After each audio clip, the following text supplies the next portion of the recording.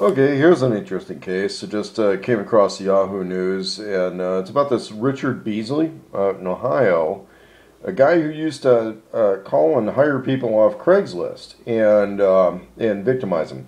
In this case, apparently it was some kind of a robbery murder plot, but victimization off of Craigslist is not exactly unheard of. Here in Oregon, we've had that happen. People I know got called out to what was supposedly a job, and it turned into a robbery situation.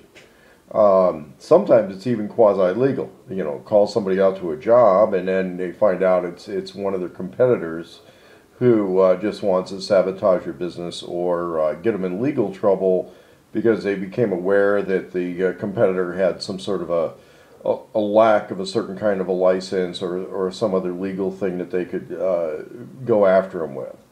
In fact, in some of the handyman work I've done, I just walked off of a job because I felt really uncomfortable in the person's house. They made some remarks I was really uncomfortable with, so I just left. And fortunately, I had a pretty good relationship with the property owner there, and just had to tell him, listen, the renter was hostile, and yeah, I'm not going to put myself at risk to fix a toilet. That's the way it goes. And when you're talking about something like this, where here you got a guy that was calling people up and robbing and murdering them, and there's a lot of people who want to know why, and I'd be a little curious why, but here's the other thing that goes with that whole serial killer mentality, is they enjoy harming people. They enjoy the game. They enjoy a level of a confidence game, but where it's not necessarily the confidence game, which is more difficult to play, of, let's say, getting people to hand over large amounts of cash for a investment of some sort that doesn't exist. What somebody like that wants to do is gain somebody's confidence, deal with somebody who wants to be trusted and be in a positive business relationship with somebody working, and then do some great harm, which a lot of times they're going to feel entitled to do. And in the case of Richard Beasley, it turns out that his claims, and it's interesting because it's on Yahoo, it's in fact, if we Google this, we find out that very frequently what's been discussed at trial, but in all this stuff on Google, yeah, what's been discussed at trial, but doesn't seem to be in the news releases as heavily, as they mentioned that he was a government informant in a case, an investigative case against a motorcycle club.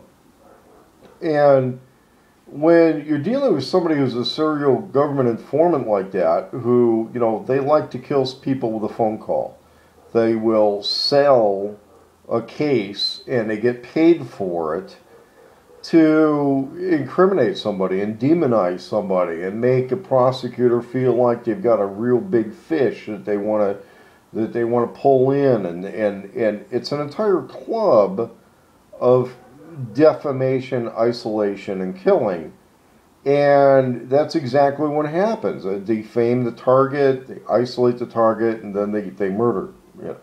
Well, or a robbery murder. And you got to realize that when somebody like that, to them, it's a very gray line when they're already doing that on behalf of the government.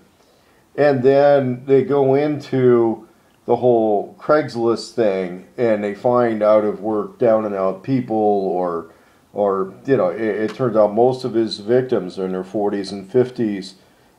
When I hear these code words looking for a fresh start in life, yeah, they were probably ex-felons of one kind or another, and he probably felt that because he was somehow morally superior, he was entitled to be doing this thing. It wouldn't surprise me at all if there were people in law enforcement who were aware of what this guy was doing and they didn't actively work against him. He probably felt like what he was doing was okay. It's a common attitude among those who really want to look for ways to victimize people where it's easy.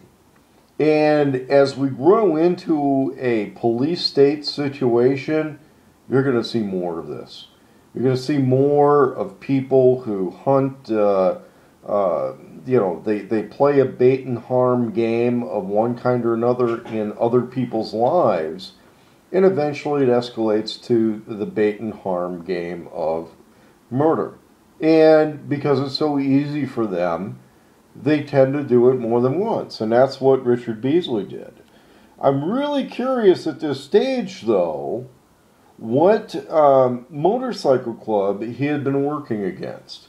Because apparently, an Akron motorcycle club, I'm not quite sure which motorcycle club we'd be talking about, or what levels of protection he apparently deserves while in, what levels of protection he apparently deserves within the system while he's on death row. But apparently there's a lot going on with this stuff. And there's no clear indication which motorcycle club it is. I'm really curious which one it is. If anybody out there knows, I'd be really curious. I would like to hear real information, not just speculation on this. And also, whenever somebody does function as an informant like this, I'm a little bit curious. We always get a little bit curious who their case handler is. This is somebody who they report to. This is usually an investigative officer who makes sure that they're allowed to carry a gun. Make sure Beasley had a gun that apparently, he felt authorized or entitled to have. I think under his circumstances, we're probably a little bit beyond a normal Second Amendment respect. This is somebody who, it was an implied duty weapon. And I'm really curious about, if anybody else has any information, post it in the comments. Let us know. Really curious about which motorcycle club he was involved with or working against. He seems to claim that this guy was a club member who worked against him. I don't know.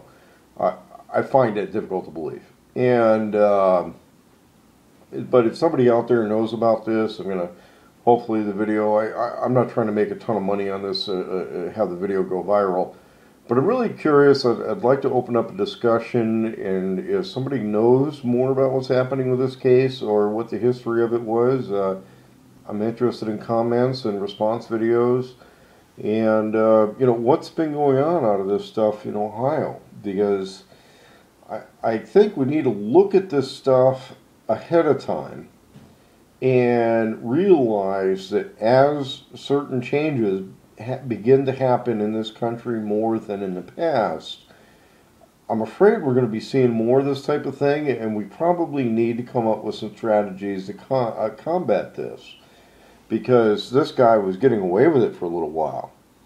And, when you see something where you had multiple people involved, a lot of stuff going on, a lot of times I don't think that it's somebody acting alone. So let us know what's going on.